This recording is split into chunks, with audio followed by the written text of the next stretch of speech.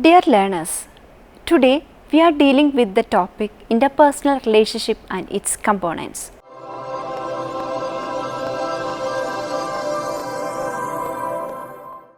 Before going into the topic, let me quote the words of Albert Einstein. Hail to the man who went through life always helping others, knowing no fear, and to whom aggressiveness and resentment are alien. Such is the stuff of which the great moral leaders are made. One of the greatest values in life lies in our ability to get along with people.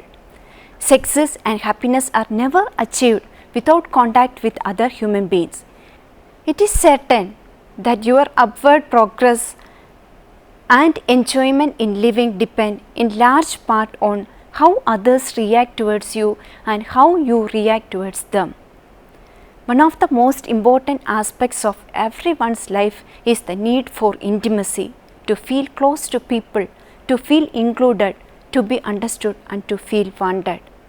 Intellectual, emotional, and physical intimacies are the very foundation of meaningful and significant interpersonal relationship. Increased diversity and rapid changes in our society make interaction with others continually more complex and difficult. Interpersonal and group effectiveness skills are essential keystones to maintain positive friendships, stable families, successful careers, and strong communities. Let us see the various concepts of interpersonal relationship. Relationship is born, fed, nurtured, and it grows. It is born at the level of acquaintance relationship, it is fed at associate relationship, and is nurtured at friendship. Relationship is the ladder to your gain or pain, and therefore it must be consciously handled.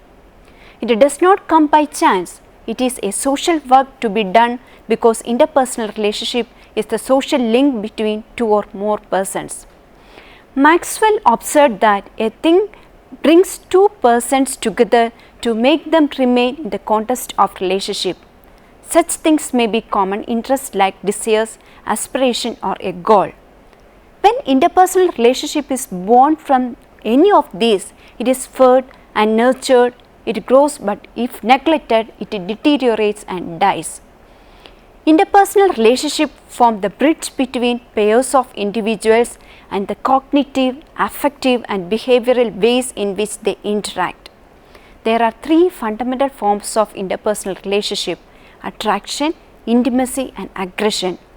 The first two may be considered pro-social interactions with the typical positive outcomes, while aggression is generally considered as an anti-social interaction with frequently negative outcomes. Moving to the definition of interpersonal relationship. According to Bershit and Emerson, the concept of a relationship refers to two people whose behavior is interdependent in that a change in behavior is likely to produce a change in the behavior of other. A close relationship denotes an interaction pattern that takes place over a long period of time. The partners influence each other, is strong and frequent, and many different types of behavior are affected. According to Fiske, the interpersonal self consists of those aspects of the individual that participate in face-to-face relational roles, that fulfill socially defined positions, and provide common prescriptions for behavior. Interpersonal relationship is the social association, connection, or affiliation between two or more people. Interpersonal relationship at work constitutes the day-to-day interaction between co-workers or managers and employees. These relations are a natural part of the work environment and are usually pleasant and creative, but sometimes the source of tension and frustration. Then, what are the theories relating to interpersonal relationship? According to social exchange theory proposed by George Casper Homans in the year 1958, give and take forms the basis of almost all relationships, through their proportions may vary as per the intensity of the relationship. According to social exchange theory, feelings, emotions ought to be reciprocated for a successful and long-lasting relationship. An individual invests his time and energy in relationships only when he gets something out of it. This theory becomes necessary to organizations because it takes two or more people to form a team, and a team cannot exist without give and take, which is the core of any relationship. Therefore, this theory emphasizes the need for positive interpersonal relationship among organizations members in order to achieve its goals. A general theoretical framework for explaining initial attraction is the reward theory. The theory states that the more rewards someone provides for us, the more we should be attracted to that individual. A number of factors that have found to influence initial attraction through their reward value, including proximity, exposure and familiarity, similarity and physical attractiveness. Interpersonal relationship and Johari awareness model is another concept. The Johari window gives a starting point for people to know about themselves and others and how they can learn to understand others even better. It is a behavioral model created by two psychologists, Joseph Left and Harry Liha. To understand relationship, the Johari windows utilizes 4 quadrants to represent the whole person in relationship to others, namely open, blind, hidden and unknown. The open quadrant represents things that both I know about myself and that you know about me. The knowledge this window represents can include not only factual information but my feelings, motives, behavior, wants, needs and desires and so on. The blind quadrant represents things that you know about me but I am unaware of. This information in my blind quadrant because you can see it but I cannot. The hidden quadrant represents things that I know about myself that you do not know. This information is in my hidden quadrant. There are volumes of information that has yet to be revealed to you. As we get to know and trust each other, I will then feel more comfortable disclosing more intimate details about myself. The unknown quadrant represents things that neither I know about myself nor you know about me. Being placed in new situations often reveals new information not previously known to self or others. The process of enlarging the open quadrant is called self-disclosure, a give and take process between me and the people I interact with. Typically, as I share something about myself, and if the other party is interested in getting to know me, they will reciprocate by similarly disclosing information in their hidden quadrant. Thus, an interaction between two parties can be modeled dynamically as two active Johari windows. According to Clark and Mills, relationships come in two basic forms: exchange relationship and communal relationship. The two forms are related to different patterns of thinking, evaluating and behaving in a relationship and to different levels of intimacy and closeness. As intimacy increases, people's relationships shift from exchange form to communal form. Exchange relationships are typically more formal, less personal and in the beginning stages of development. In an exchange relationship, each party is expected to return favors in a mutual fashion. Exchange relationships are evaluated by keeping mental track of what we have done for others in comparison to what they have done for us. Communal relationships are more typical with our close friends and family members. In communal relationship, we share an ongoing mutual concern focused on the overall quality of a relationship and the needs and welfare of the other. We do not expect to be repaid for each positive act. Let's discuss the various components of interpersonal relationship. The most important one is communication. Communication plays a pivotal role in all types of relationship, whether it is personal or professional. Feelings must be expressed and reciprocated in relationships, while the individuals need to communicate with each other effectively for better understanding. In professional relationship as well, colleagues must communicate well for a better bonding, sit with co-workers and discuss issues face to face to reach mutually acceptable solutions. The recipient must understand the sender intends to communicate and vice versa, and clarity of thoughts is essential in relationships. The human condition while communicating has been compared to a person trapped at the bottom of a deep, dry well. All calls for help go unanswered. They seem to be blown away by the winds that howl at the top of the well. Hope begins to wear thin. Then, when hope seems certainly to be on its deathbed, an answering call comes from the top of the well. We know that you are down there. We are coming up with help. We will rescue you. There is an explosion of joy in the heart of the trapped person. It is like this in real communication. The person who has opened up to another and has been heard, no doubt, feels the same sense of relief and exhilaration. Speak in a pleasant, well-modulated voice with varying controlled inflections and feelings, and not too hurriedly. You have a better chance to win your point through pleasant discussion and friendly argument than by contentious or heated words. Plainly show that you are interested in what is being said by others. This one thing will greatly add to your effectiveness in talking.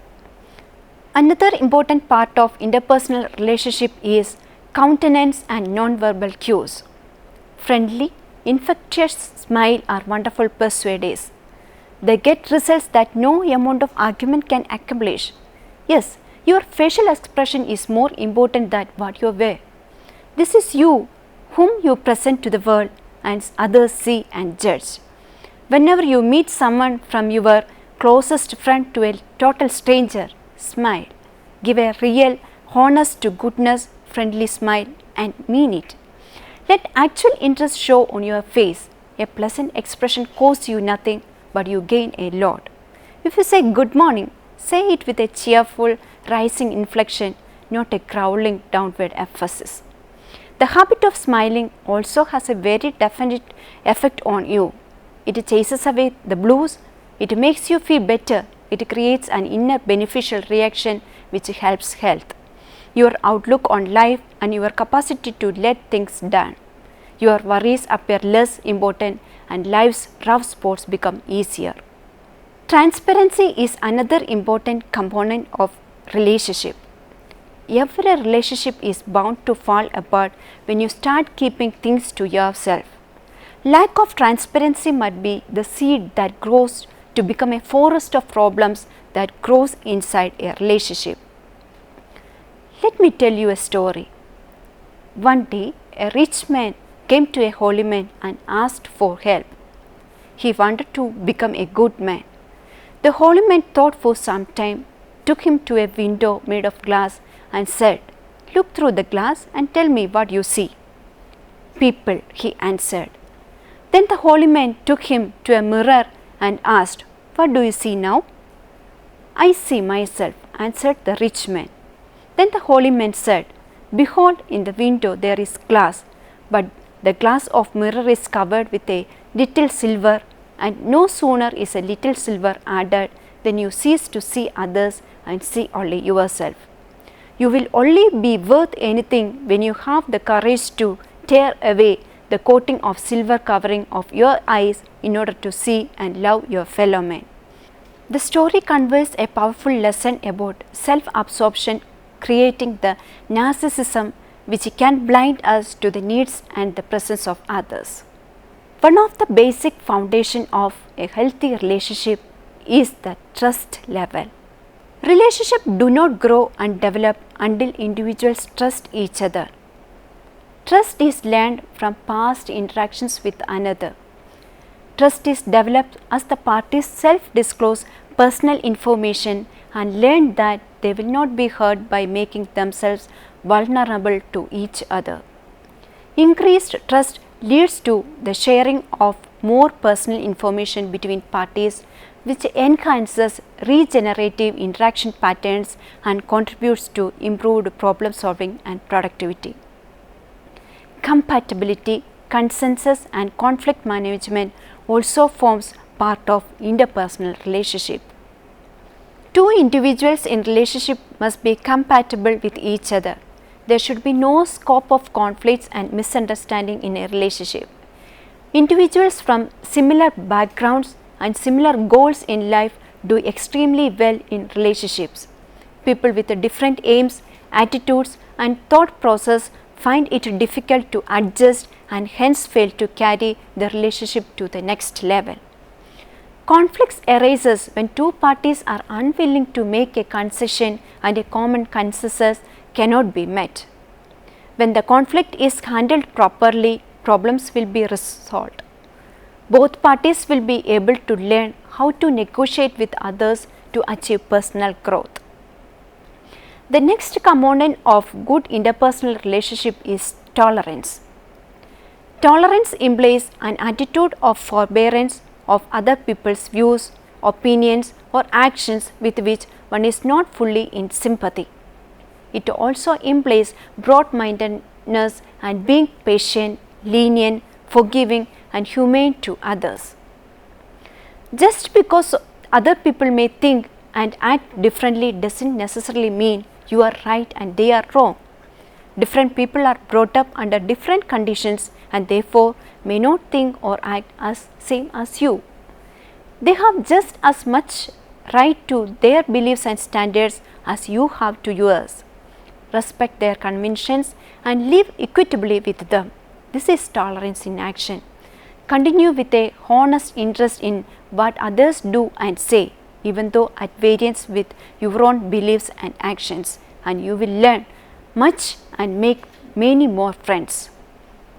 Empathy and listening play a key role to maintain healthy relationship.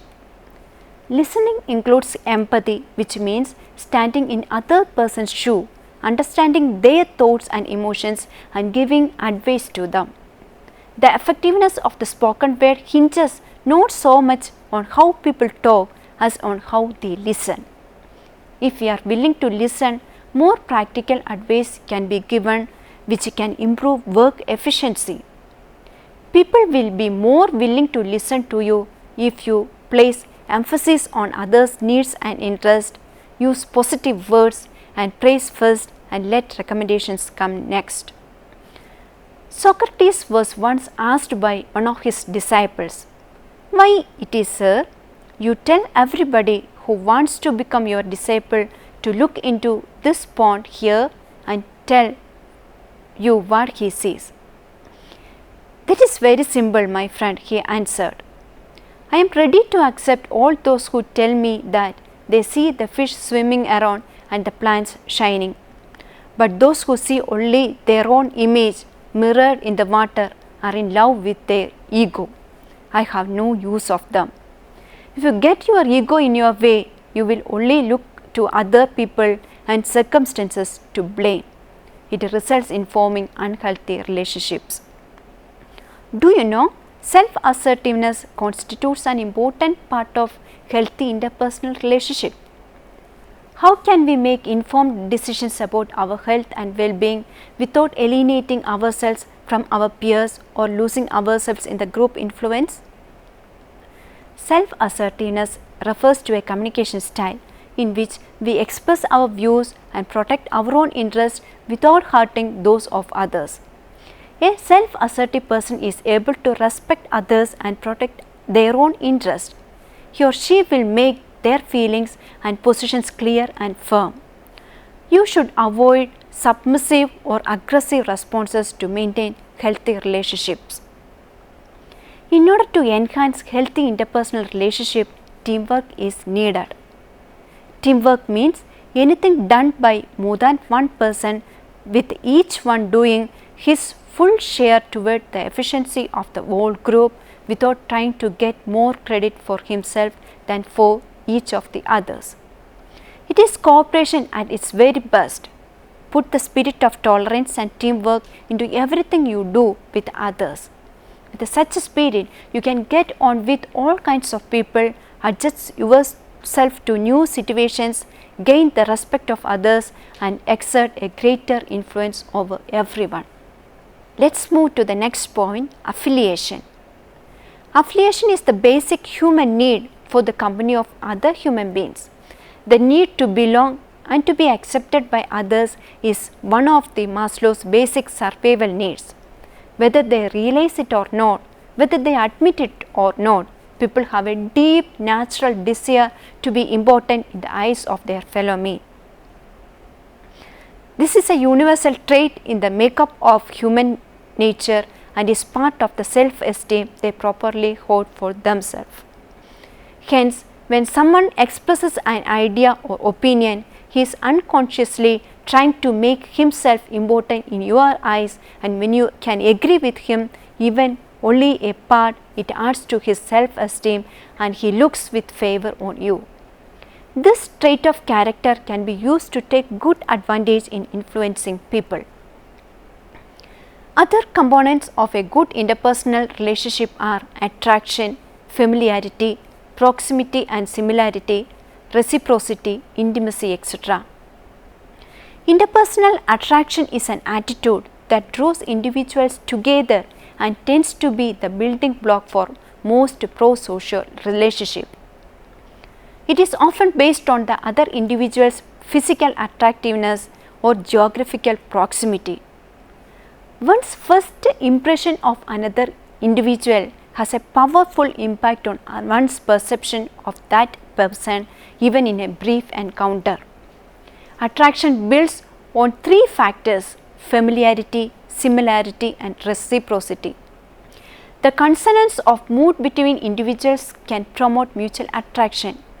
People can be attracted to others who are pleasant when they receive a positive social reward, but people in unpleasant environments tend to find each other less attractive.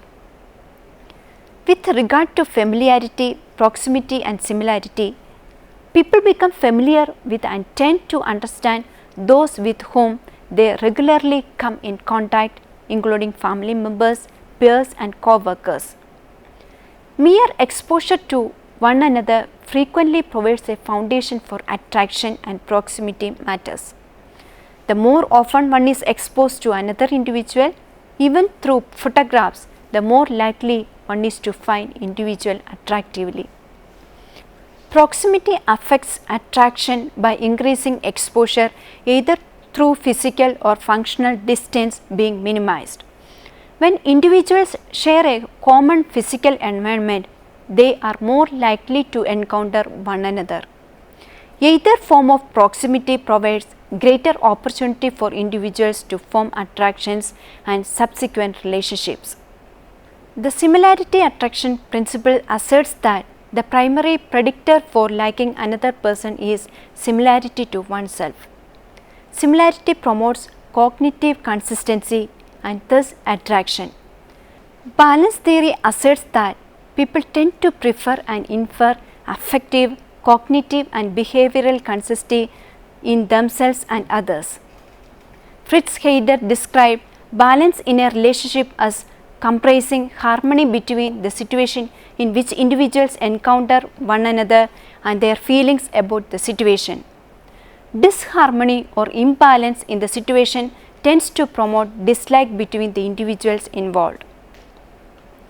Moving on to reciprocity, it can be said that humans feel more comfortable when surrounded by people that like them instead of people that do not like them.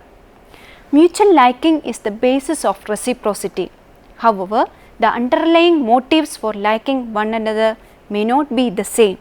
In general, friendly, positive behavior draws individuals to reciprocate friendly, positive behavior.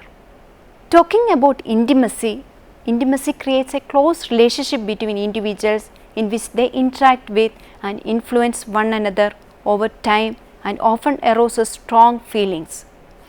Intimacy arises out of relying on one another, attaching secure links to one another and following social normative rules for the relationship. Interdependence plays a pivotal role in interpersonal relationship. Collaboration between individuals promote the achievement of larger goals which may benefit society as a whole as well as the individuals involved. Individuals in an interdependent relationship take account of each other's needs and desires, value each other's contributions, and work together to promote mutual happiness. Intimate relationships generally proceed through several stages of interdependence. Attraction, in which partners get to know one another, beginning in which they become aware of the costs and benefits inherent in interdependence, and commitment, in which the interdependence is stabilized for the long term. Alternatively, when the partners fail to reinforce each other's goals, the interdependence deteriorates, arousing negative feelings for one another, possibly leading to ending the relationship. Another aspect of interpersonal relationship is belongingness to social groups. People tend to follow social norms in forming intimate relationships to fulfill their core motive of belonging to the social group. In relational model theory, there are 4 universal types of social relationships reflecting different levels of belongingness. In families, especially in childhood, communal sharing predominates with a few boundaries and sharing according to the individual needs. In authority ranking relationships such as work, school, and the military, position in the hierarchy controls boundaries and needs. In equality matching relationships such as peer groups, individuals share resources in equal proportions. And in market pricing relationships such as in customer provider relationship, the individuals get what they pay for through bartering, money, trade, or other commerce. Why interpersonal relationship is important? Good relationships play an important role in one's holistic, physical, mental, and social aspects of health. In view of the physical aspect of health, the companionship of friends provides protection and personal safety in dangerous situations. If a person fails to build healthy relationship with others, they will be isolated. Social isolation causes anxiety and other physical problems.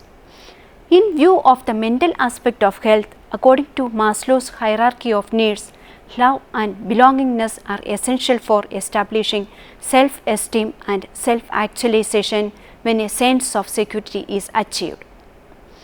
We all want to be approved of and accepted by others. The psychologist Carl Rogers remarks that acceptance is the most powerful human need. Friends are able to satisfy this need. Good relationship also help us to understand ourselves. It is believed that a person is able to understand their self-image through getting along and communicating with their friends. When we develop deeper interpersonal relationship, our understanding of ourselves and others will be deepened. Without friends, people may feel lonely. According to the sociologist Robert Weiss, there are 2 types of loneliness, social and emotional. Social loneliness is resulted from social isolation. People with social loneliness have a lack of friends. They want to join some social groups but do not know what to do. Under these circumstances, they may feel bored and aimless. Emotional loneliness is a result of emotional isolation. People need an intimate and mutually committed relationship in which they know and care for each other. Without this deep attachment, people may feel anxious, lost, and even abandoned. Social loneliness can be overcome by social relationship and support, while emotional loneliness can only be eliminated by intimacy. Social relationship cannot take away emotional loneliness. Let me conclude by quoting the golden rule of life given by Jesus Christ. Do to others what you would like others to do to you. The same idea is a familiar ethical principle in many cultures. Buddhist says, hurt not others in ways that you yourself would find hurtful. Hinduism says, this is the sum of duty. Do not unto others which would cause you pain if done to you. When we put the golden rule into practice, we not only make this a happier world by contributing to the good order of society, but we become more attractive person ourselves. Too many go through life without the real pleasure and advantage of having many friends and acquaintances. They are missing one of the keenest enjoyments in living, the pleasure of friendly relations with all kinds of human beings, the joy of being with those who accept us as we are on equal terms, the give and take of friendly gatherings, and the gladdening of our hearts when we see and feel that others understand us and appreciate our friendship. So, widen your circle of friends and acquaintances by talking pleasantly to others at every opportunity. Don't wait for other persons to make the approach. Take the initiative yourself. You may attract people by the quality you display, but you retain relationship only by the quality you possess. Let us wind up this session.